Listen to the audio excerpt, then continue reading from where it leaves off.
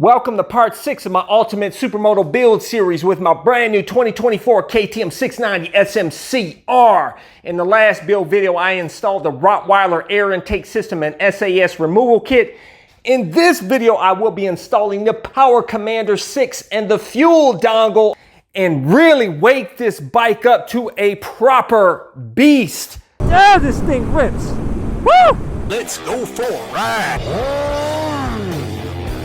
Subscribe today. Make sure you're wearing the gear to stay safe out there, and I have links to my awesome gear like my airbag vest to help keep me safe. I never leave home without it. My ultra lightweight carbon fiber helmet that comes with an automatic tint shield.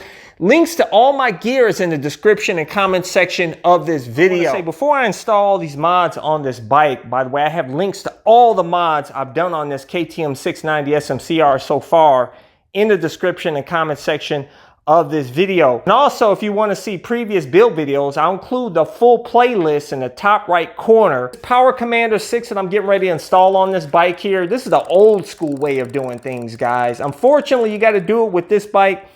But most of the other street bikes, you can use the Power Vision 3, which I also have a link to in the description and comment section of this video, which I've used on my past MT09 and now this MT07, where you plug it right into the ECU. It puts the map on the bike and it retains the stock map from the bike. And then you unplug it so you don't install anything on the bike, puts the map on there on the ECU, and you're good. I wish I could do that with this, but unfortunately today we got to go through the hassle of putting all these plugs and installing this. But you got to do what you got to do for some bikes. And we got to do it for this bike. So let's go ahead and get started and put this Power Commander 6 on, and then we'll go ahead and put the fuel dongle and other accessories. So let's get started. First, we need to remove the ECU and that plate to get access to the battery. And then I went ahead and installed the ground wire to the negative terminal of the battery, and I put the plate back and the ECU back, and that's where I'm going to place the Power Commander. It's going to sit right on top of that ECU with some Velcro, and you're going to route the Power Commander wiring on the left side of the bike along the frame there, but you're going to have to remove the air box, whether it's the stock air box or the Rottweiler air box. So as you can see here, that's how I'm routing the Power Commander wiring. And there's a connector right above the throttle body. That's why you have to remove that air box. So I'm going to go ahead and install the Power Commander atop the ECU. It comes with alcohol wipes and Velcro. So that's where it's going to sit. Next, we need to connect to the black throttle position sensor. It's a 6-pin connector. And also the white crank position sensor. It's a 2-pin connector. And they're both close to each other. So once you have those unplugged, you're going to take the plugs from the Power Commander wire harness and plug one plug into the Power Commander, and then the other plug from the Power Commander plug onto the bike's connector. You're going to do that for all the connections on this bike. Basically, it's a piggyback connector system. Then once I'm done with that, I went ahead and tucked that in there, and then you want to zip tie it to secure it. Next, we need to connect to the bike's fuel injector, and that plug is right above the throttle body. Very simple and easy, and that's why you have to remove the air box. Otherwise, you'll have a hell of a time getting access to it. Okay, now for the last set of connections, there's 2 sets of plugs left. You're going to plug one set to that white plug that you see there, and there's a black one right behind it. So unplug both of those plugs, and the one set of connectors that has the green wires, you're going to connect to that black plug in back. And it's a 2-pin connector. And then you're going to plug the set of plugs to the white connector on the outer portion that has the blue wires. Okay, and once all that is plugged up, you're going to tuck all the wires back there and zip tie so they're nice and secure. Okay, before I put back the Rottweiler air box, I'm going to put on the fuel dongle. So if you go down to that O2 sensor plug plugged into the header pipe, follow that wire, and it'll take you there. And then I'm going to go ahead and unplug that and plug in that Rottweiler fuel dongle. And there you go. So now we're done.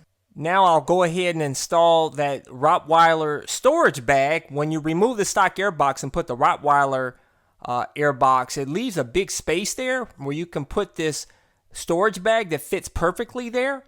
And I went ahead and zip tied it. Very simple. And that holds 3/4 of a gallon of stuff in there. Is that awesome or what? Next, I'm going to go ahead and oil the Rottweiler air filter using the no-toil oil, which I have a link to.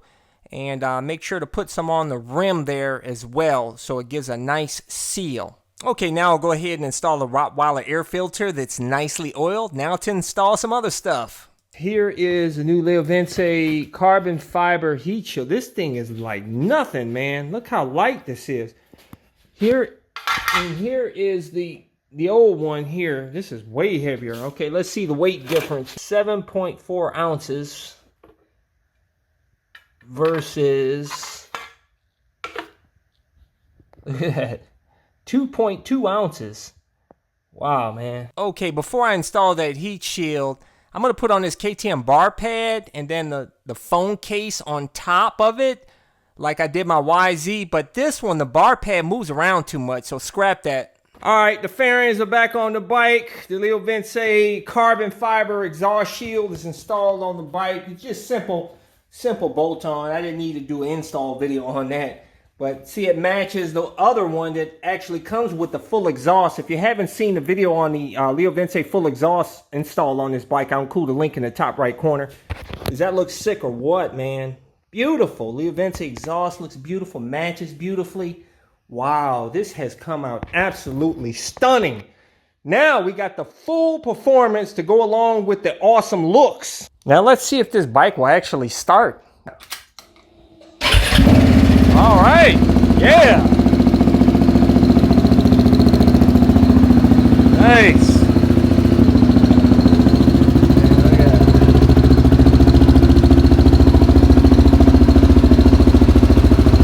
Unfortunately, I can't take it out and do a test ride because it's early in the morning. I've been working on this all night. I don't want to wake up the whole neighborhood across the way, you know, because I'll be ripping on this bike. And this bike's a lot louder than it was stock. I'll tell you that right now. It's almost like sound like a scooter in stock form.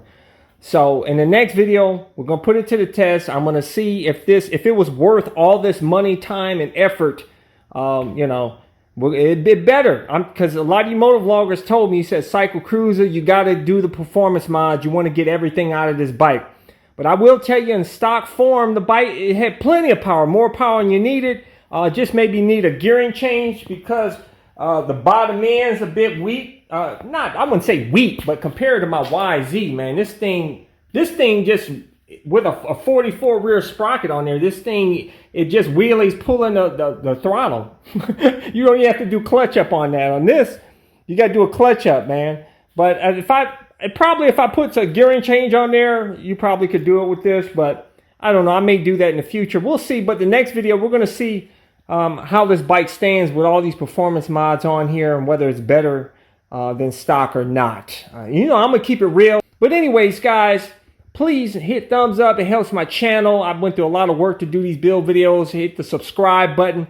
Hit that little bell symbol so you get notified when my new videos are released. But I release new videos every Sunday, Tuesday, and Thursday at 11:30 a.m. Eastern Standard Time.